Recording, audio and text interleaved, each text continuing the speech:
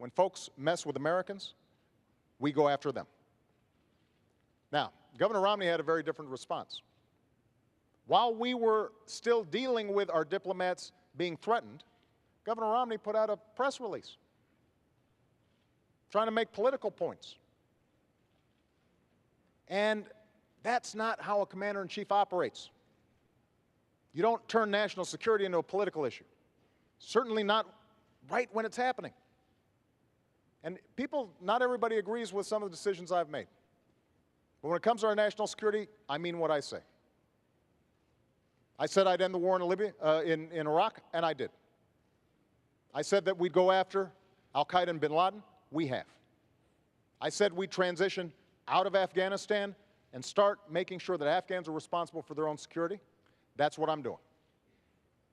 And when it comes to this issue, when I say that we are going to find out exactly what happened, everybody will be held accountable, and I am ultimately responsible for what's taking place there, because these are my folks, and I'm the one who has to greet those coffins when they come home.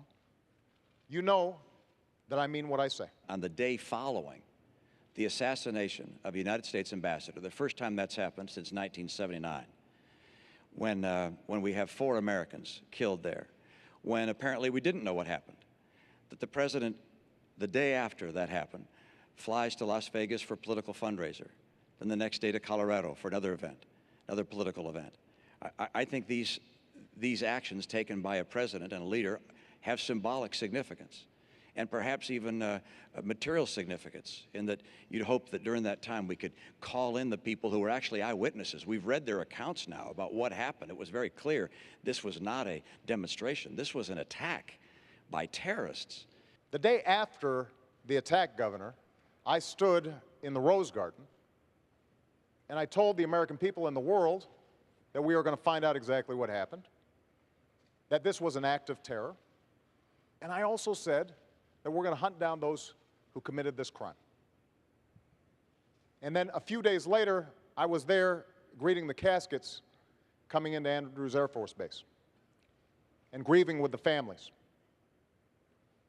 And the suggestion that anybody in my team, whether the Secretary of State, our UN ambassador, anybody on my team would play politics or mislead when we've lost 4 of our own, Governor, is offensive. That's not what we do.